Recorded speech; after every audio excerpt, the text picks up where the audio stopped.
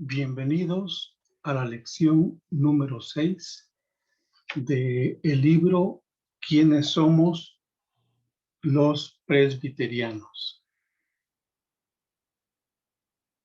No se aprecia con mucha nitidez porque la portada del libro es verde. ¿Quiénes somos los presbiterianos? En su lección número 6, que se titula La Reforma en Ginebra, Suiza. Muy bien, hermanos, deseando en el nombre de Cristo Jesús que todos ustedes, al igual que nosotros, estemos bien disfrutando de las bendiciones del Señor Jesucristo, que consisten en que estemos abrigados, protegidos por Él en esta pandemia. Gracias a Dios que en los días de esta semana, algunos hermanos y yo, hermanos y hermanas y yo, por nuestra edad, ya hemos podido recibir la primera dosis de la vacuna y creo que no tenemos ningún síntoma fuera de lo normal y bendecimos a nuestro Dios porque nos proveyó ya esa primera dosis. Bueno, hermanos, estudiar ya más de cerca la reforma en ciertas zonas geográficas nos permite también conocer a algunos de los personajes líderes desde el punto de vista como cristianos, sí, como líderes espirituales también, pero también como seres humanos. Creo que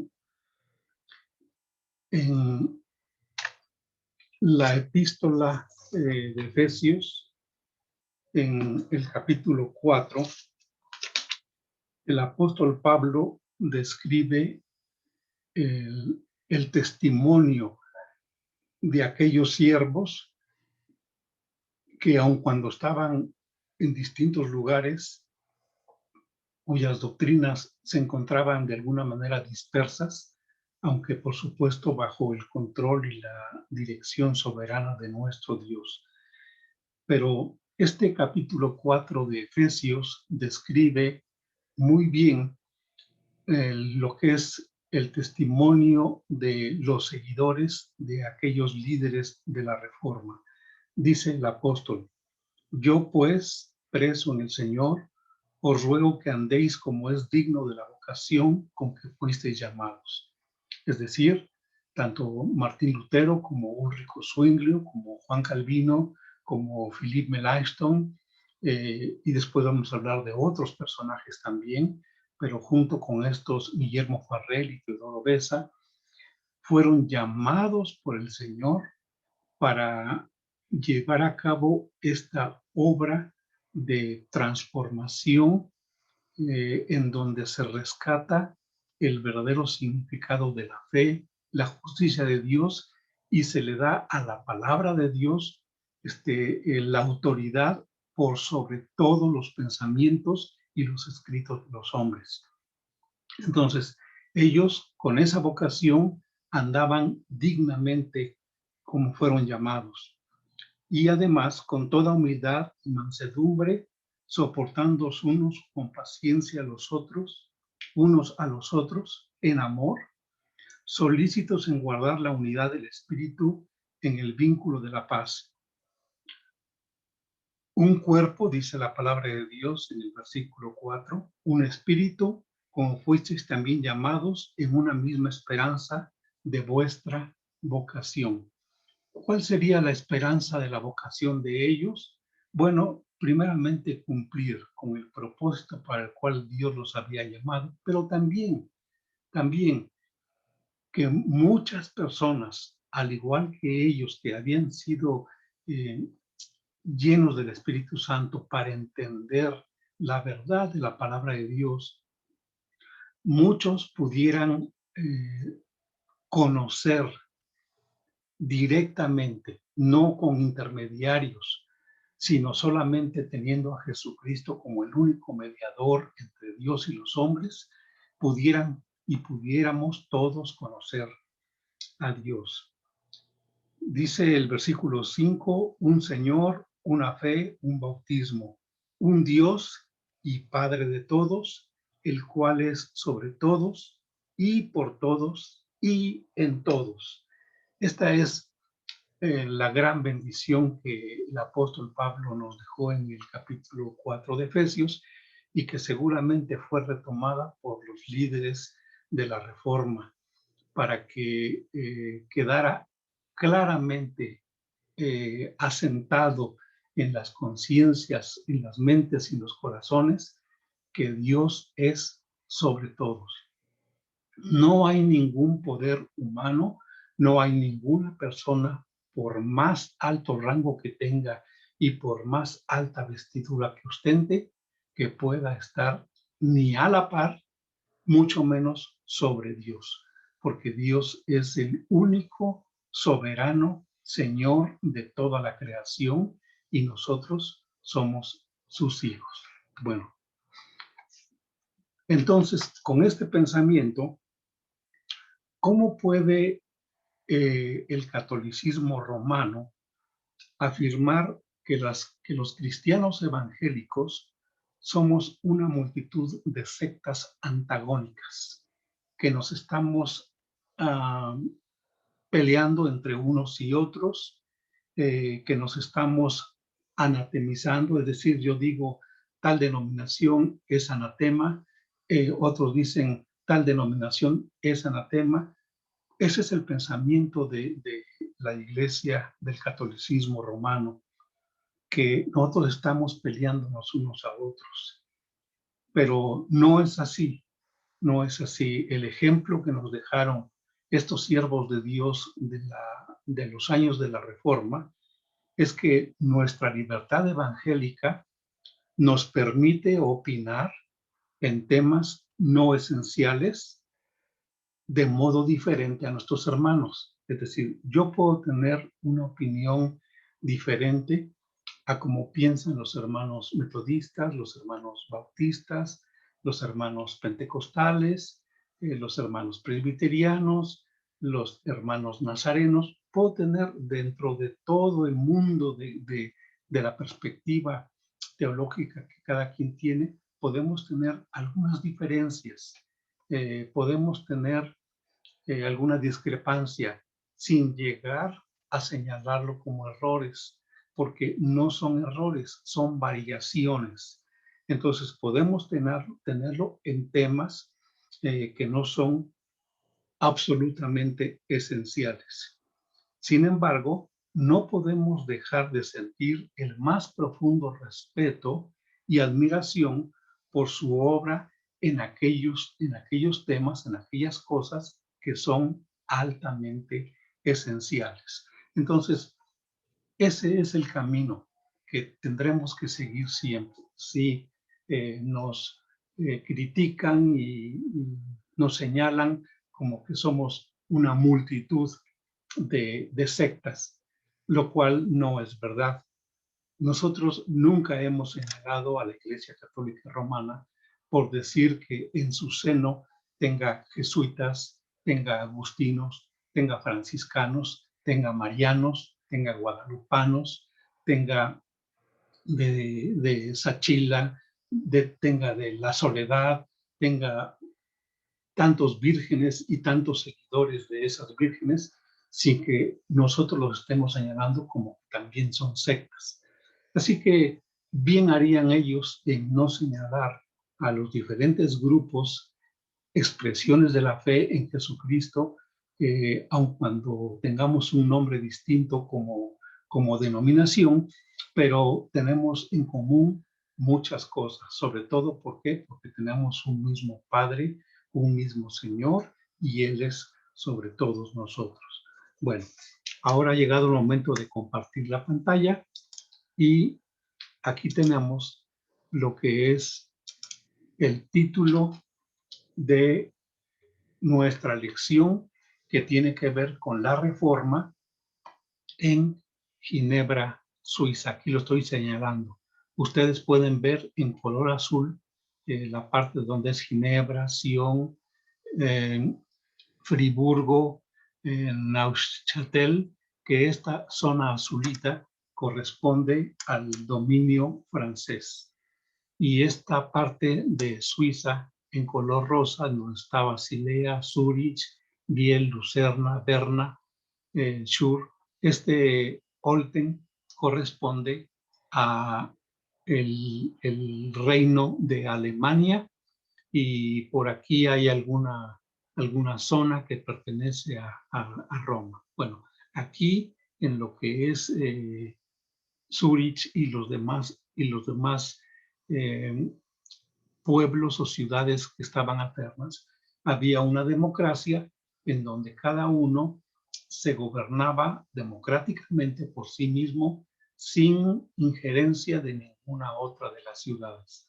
Eran condados o cantones o distritos totalmente independientes unos de otros.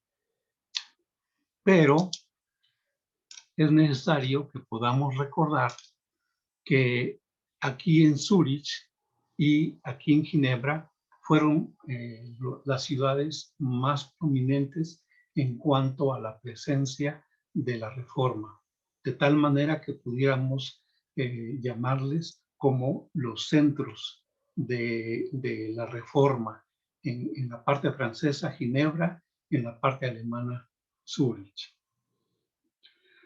Entonces, desde tiempos remotos, Suiza había sido dividida en cantones o distritos, y los podemos contar, deben ser 13.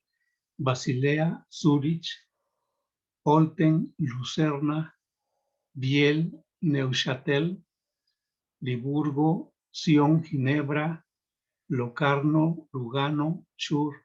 Aquí son 13 en total.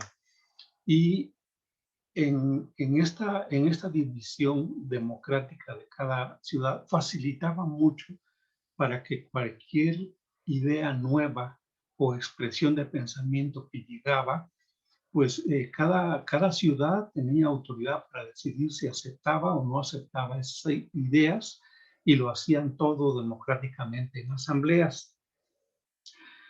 Bueno, en el siglo XVI esto estaba establecido ya en lo que es Suiza, que pues si gustan lo podemos ver en el contexto de toda Europa, y aquí está Suiza, cuya capital es Berna. Aquí está teniendo al oeste a Francia, teniendo al este a Austria, al norte pues un poco Francia, un poco Alemania, y al sur teniendo a Italia. Pues el personaje líder de la Reforma, que tenemos que platicar de él más de cerca, es Ulrico Zwinglio. Él nació en Zúrich y también vivió en Zúrich y murió en Zúrich. Era la ciudad más populosa de lo que consideramos la Suiza oriental. Las enseñanzas de los reformadores alemanes, porque era la parte alemana, habían influido mucho en las personas que vivían en Zúrich, sobre todo los escritos de Martín Lutero. Gran influencia estaban teniendo en la población, y los lectores ahora podían leer en su idioma, en alemán, las verdades del Nuevo Testamento. Sin embargo, como lo mencionamos, el verdadero líder o guía de la Reforma en esta ciudad de Zúrich fue Ulrico Zwinglio, que nació en 1484, un año después, solamente un año después de Martín Lutero, el cual nació en 1483. Entonces, Ulrico Zwinglio creyó en la fe del Evangelio, creyó en la fe de nuestro Señor Jesucristo de manera independiente a Martín Lutero, pero muchas personas podían hacer la comparación, lo cual resulta chocante, ¿no? El que se compare una persona con otra, sobre todo predicadores, siervos de Dios, pastores, que luego son comparados unos con otros, pero esto realmente es chocante. Martín Lutero, a los 22 años, recibió las órdenes sacerdotales en la ciudad de Glavo en 1506. Por aquel tiempo él había escrito algunos pensamientos entre los cuales decía: yo quiero aprender el griego, pero no para tener fama de sabio, sino porque quiero leer el Nuevo Testamento en su idioma original. Él era un asiduo lector de la palabra de Dios. Diario, día con día, estaba leyendo la Sagrada Escritura. Y su forma de predicar era tan elocuente, tan apasionada, tan entregada, que creía lo que estaba predicando, sentía lo que estaba predicando, encarnaba lo que estaba predicando, de tal manera que muchas personas lo consideraban un luterano. A él no le gustaba que lo llamaran luterano, porque él decía: reconozco a Martín Lutero como un gran soldado de Jesucristo, un gran soldado de Dios. Pero hermanos, no sustituyamos el nombre de Cristo por el de Martín Lutero. Él tiene su don, Dios le concedió una gran capacidad, un gran don, un gran poder, y también a mí me ha dado Dios ese don. Entonces, cada uno ha de trabajar y ha de ministrar la palabra de Dios conforme al don que le ha sido dado. De esa manera se expresaba, pero Ulrico Zwinglio decía acerca de Martín Lutero: creo que desde hace un milenio no se ha levantado otra persona como es nuestro hermano Martín Lutero, con esa vocación y ese andar, esa vida que lo dignifica en cuanto a la vocación para la que fue llamado. Y de esta manera él mostraba su respeto hacia el gran líder de la Reforma, Martín Lutero. Pero ahí está Ulrico Zwinglio, el cual conoció la fe de Jesucristo de manera independiente a Martín Lutero, y aun cuando sí tenía sus preferencias en cuanto a las lecturas, por supuesto siempre leía preponderantemente la Biblia, la palabra de Dios, pero también los escritos de Erasmo y de Martín Lutero estaban de alguna forma ayudándolo en su formación, en su edificación, pero siempre sin tenerlos como ejemplos a seguir, sino más bien teniendo él a Jesucristo como único ejemplo y a ellos como consiervos en la obra que Dios les había encomendado. Ulrico Zwinglio fue ahí en Zurich, en la biblioteca del convento de Zurich, fue capaz de escribir a mano las epístolas del apóstol San Pablo. ¿Con qué propósito? Pues tenerlas junto a él siempre, que en cualquier momento él pudiera consultar, leer y, ¿por qué no, memorizar también las escrituras?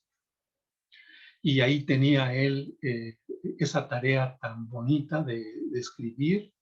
Concluyó su trabajo, andaba donde quiera cargando las epístolas de Pablo que él había escrito a mano. En alguna ocasión estuvo ahí en ese convento platicando con el administrador del convento, y este administrador también abrazó la fe de Jesucristo con la perspectiva de la Reforma, haciendo a un lado todas sus creencias en el catolicismo romano. Entonces ya había un par de siervos ahí, Ulrico Zwinglio y el administrador del convento. De tal manera que ambos, con mayor fuerza, uniendo sus valores, decidieron quitar todas las reliquias que eran adoradas y decidieron quitar una suscripción que estaba en la puerta de ese convento y que decía, aquí se obtiene una plena remisión de los pecados.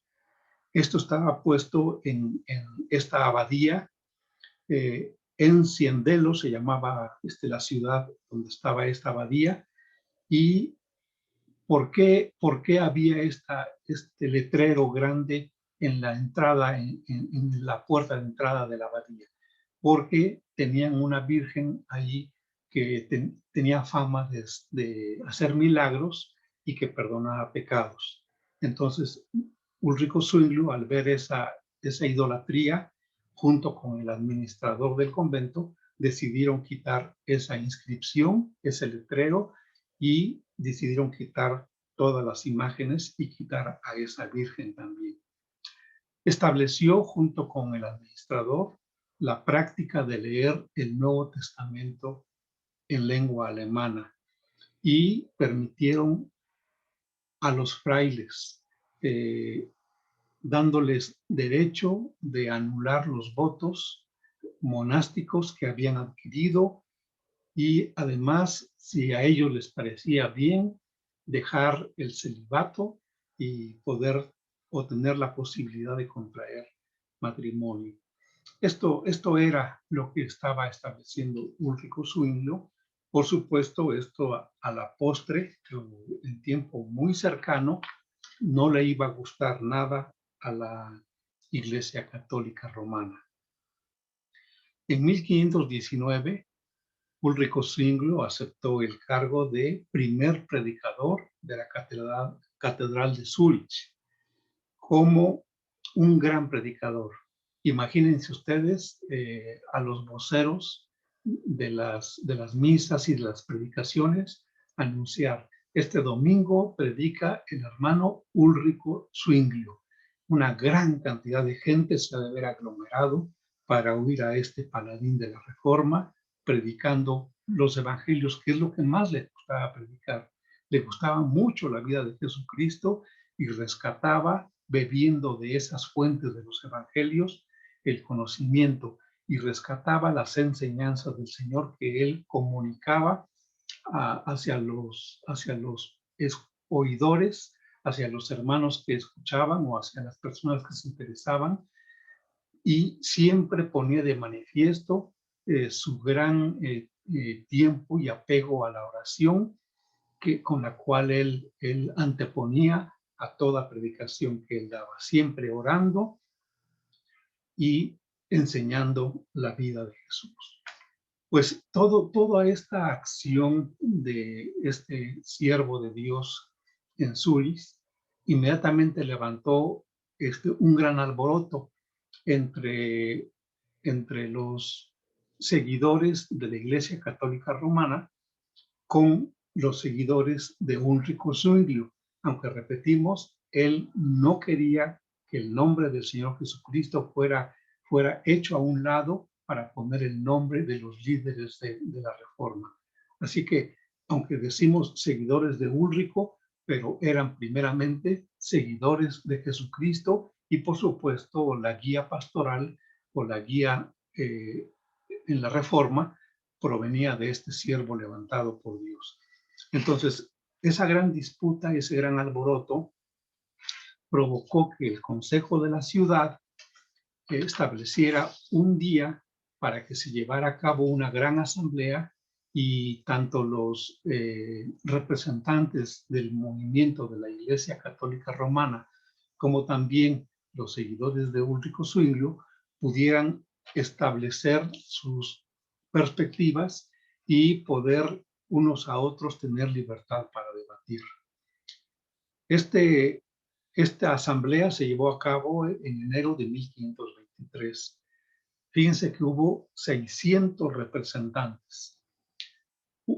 Ulrico Zwinglio se encontraba sentado en una mesa, junto a él estaba una Biblia. Cuando llegó el turno de que le dieron a él la palabra, tomó la Biblia en su diestra, la levantó y le dijo a todos los asistentes: yo he estado predicando por años que el perdón de los pecados solamente se obtiene por medio de Jesucristo, porque Él es el único que tiene poder para perdonar pecados. No hay ningún hombre, y por supuesto esto era una clara referencia al Papa y a los sacerdotes, no hay ningún hombre que pueda perdonar pecados, sino solamente Dios, porque Él es el Señor el que tiene todo el poder para perdonar pecados. Y Jesucristo como Dios también tiene poder para perdonar los pecados. Así que lanzo este desafío a todos mis acusadores que me llaman hereje, que me llaman seductor, que me llaman rebelde. Aquí les lanzo ese desafío y díganme qué mal hay en mí, muéstrenme su verdad y díganme que estoy haciendo mal yo, predicando que el perdón de pecados solamente se obtiene por Jesucristo, el Hijo de Dios. Toda la asamblea cayó y la mayoría de ellos esperaba que Faber, que era vicario general del obispado, aceptara el reto y sí, efectivamente se puso de pie, pero solamente para decir a Ulrico y a todos los ahí presentes, para decir que él solamente había sido enviado para presenciar, ser testigo de ese debate, pero que tenía que ir a informar al obispo de lo que había escuchado. Ya más adelante, dijo él, la iglesia tendrá su propia asamblea, se tomará alguna decisión y estén ustedes atentos porque la daremos a conocer. El Consejo de la Ciudad, al oír estas palabras, y aunque Ulrico Zwinglio reiteradamente lanzó otra vez el desafío para que alguien le dijera que no era verdad lo que él estaba predicando, y como no fue así, el Consejo de la Ciudad determinó que Ulrico Zwinglio podía seguir predicando lo que él predicaba de la palabra de Dios. Siguió el tiempo y los meses para que llegara el 16 de octubre de 1523, del mismo año. Y entonces ahora el tema del debate fue la misa y el culto a las imágenes. Los grupos representativos de la Iglesia Católica Romana prefirieron no asistir. ¿Con qué propósito? Con hacer un complot sobre esta asamblea, sobre este debate, pero no tuvieron éxito porque se juntaron 900 miembros en esa asamblea.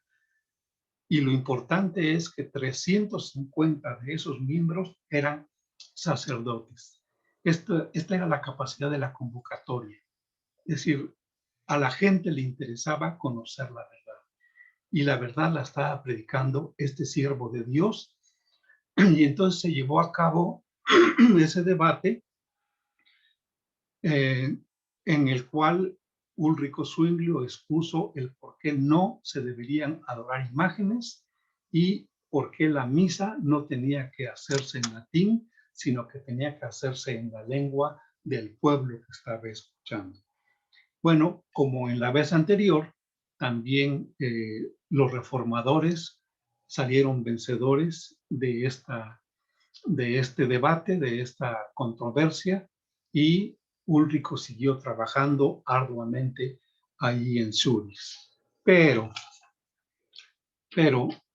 el príncipe de Hesse, Felipe, en Alemania, sabía que entre Martín Lutero y Ulrico Zwinglio había cierta discrepancia en cuanto a la Eucaristía.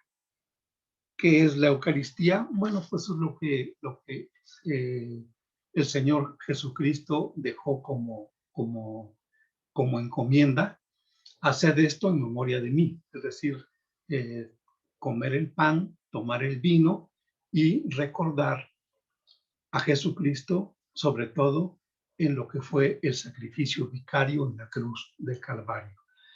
Entonces, había cierta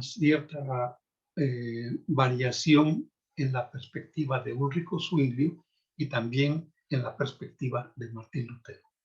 Martín Lutero había transitado de la transubstanciación que en la Eucaristía, que era o que explicaba que el sacerdote, al tener el vino y el pan en sus manos, él tenía el poder de transformar estas sustancias en la sangre y el cuerpo de Jesucristo. Es decir, el pan, el sacerdote tenía poder para transformarlo en el cuerpo de Cristo. El vino, el sacerdote tenía poder para transformarlo en la sangre de Cristo y así impartirlo a los feligreses. Dejó eso atrás Martín Lutero y transitó hacia la consubstanciación, diciendo que el cuerpo de Cristo estaba en, con, sobre y bajo el pan, el cuerpo de Cristo, y la sangre de Cristo estaba en, con, sobre y bajo el vino, y que de esta manera lo podían comer y lo podían beber los hijos de Dios, los feligreses, y esto tenía el efecto espiritual en sus vidas de estar comiendo el cuerpo y la sangre y bebiendo la sangre de Jesucristo. A diferencia de esto, Ulrico Zwinglio decía que las sustancias del pan y del vino no eran más que símbolos, así literalmente, no eran más que símbolos del cuerpo y de la sangre de Cristo. Bueno, entonces Felipe de Hesse los reunió también en un gran debate, en una gran asamblea, lo que se llamó la Conferencia de Marburgo, y esto se celebró en octubre de 1529. Había gran confianza de Felipe de Hesse acerca de que Ulrico Zwinglio lograría imponerse sobre Martín Lutero, por los antecedentes con los cuales él había vencido a la forma de pensamiento de la Iglesia romana. Sin embargo, en los 15 puntos que se debatieron en Marburgo, en 14 estuvieron absolutamente de acuerdo al 100%, pero en el punto número 15, que tenía que ver con la Eucaristía o con la Santa Cena, ahí no se pusieron de acuerdo porque cada uno tenía una perspectiva diferente. A pesar de que Ulrico Zwinglio le explicaba a Martín Lutero y le decía: hermano, razone, vea usted que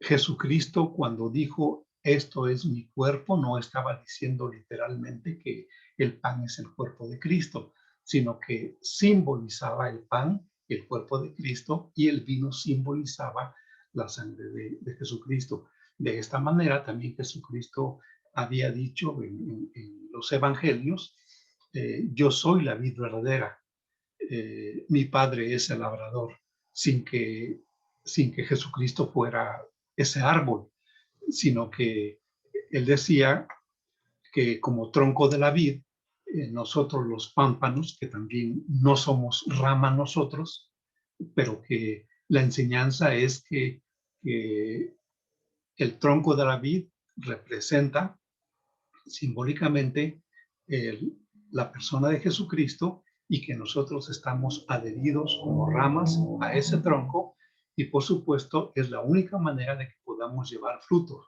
porque separados de Jesucristo nada podemos hacer.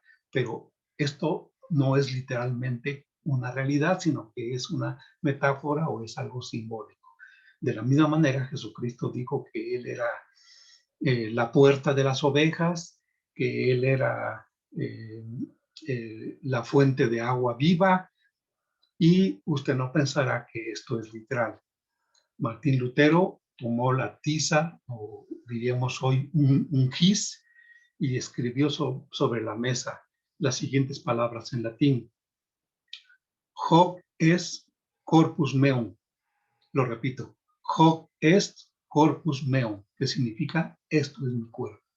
De ahí, Martín Lutero no se movió ni un milímetro hacia atrás y les dijo, ustedes no sé de qué espíritu son, le dijo a Ulrico Zwingli, pero no me pidas que yo razone porque atentas en contra de mi fe.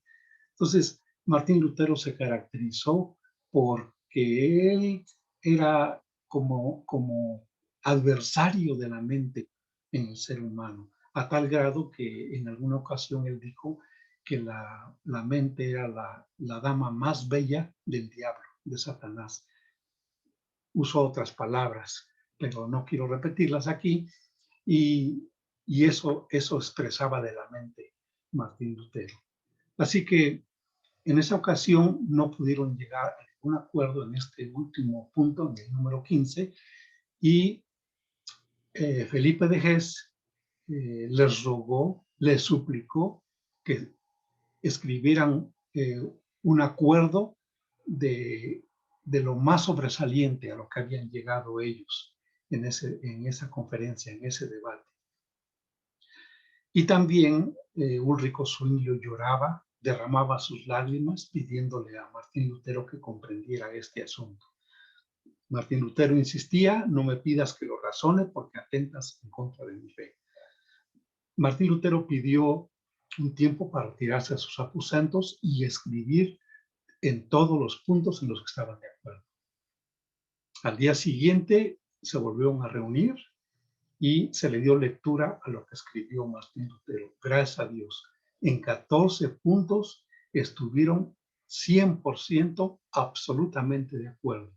En el punto número 15, que fue analizado y detallado con mayor detenimiento, eran más los puntos en los que estaban de acuerdo que los puntos en los que estaban en desacuerdo.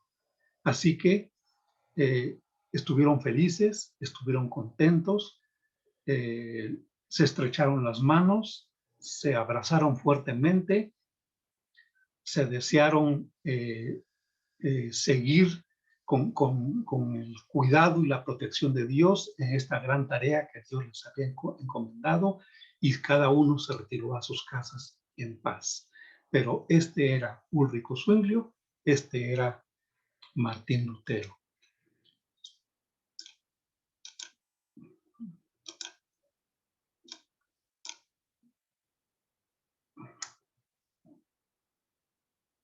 No habíamos mencionado, pero Felipe de Hesse, al reunir a Martín Lutero y a Ulrico Zwingli, él lo que buscaba era una ambición política. Lo que quería era consolidar en un mismo acuerdo a todos los líderes de la Reforma y presentar así un muro de contención ante el imperio de la Iglesia Católica Romana y poder él conseguir y favorecer sus propios intereses.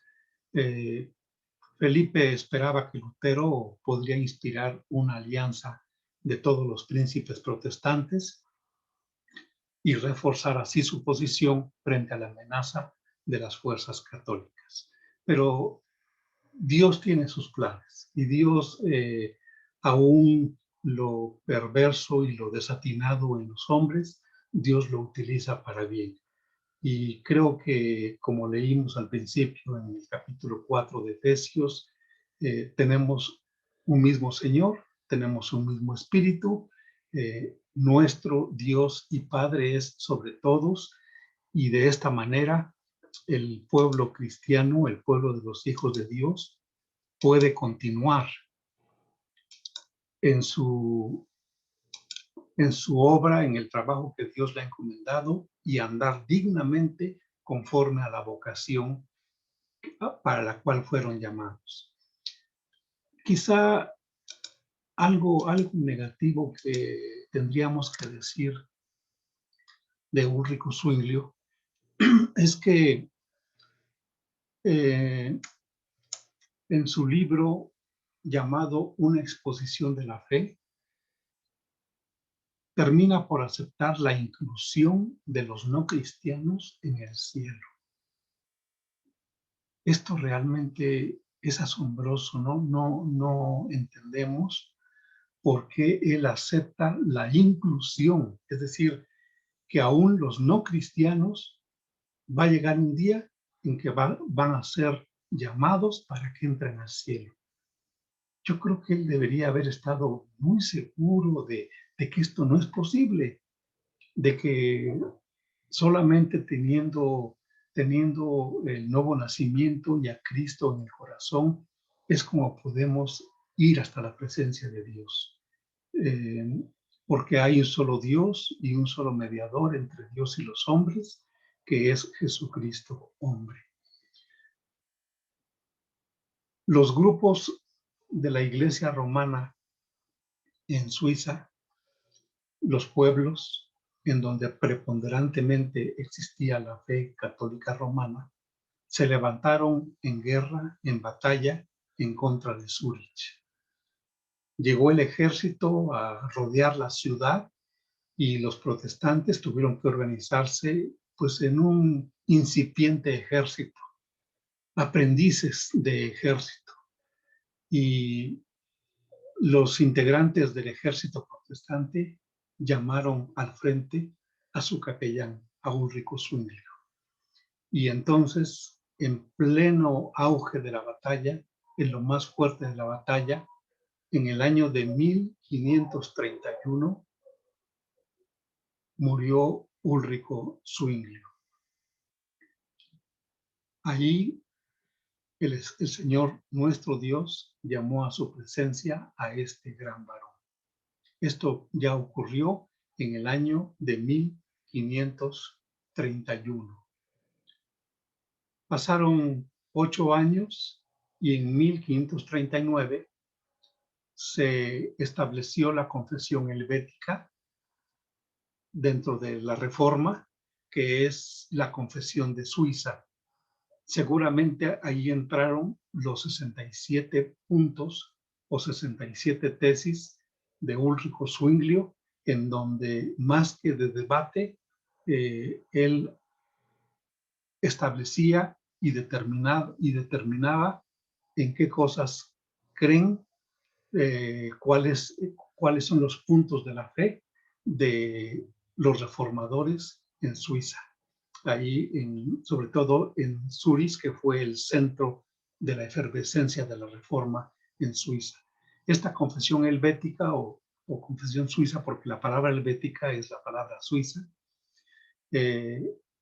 también es adoptada como parte de las confesiones de fe de la Iglesia calvinista. Así que de alguna forma los seguidores de Ulrico Zwinglio se unieron en una fe común con la Iglesia de Juan Calvino, la Iglesia calvinista, o también llamada hoy Iglesia presbiteriana. Hermanos, la fe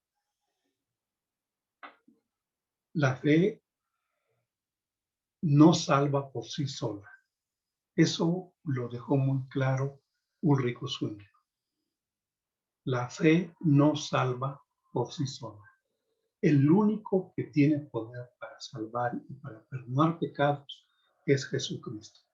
Pero nuestra fe puesta en Jesucristo, por el camino de la gracia, es que nosotros podemos recibir de nuestro Señor Jesucristo el perdón de todos nuestros pecados.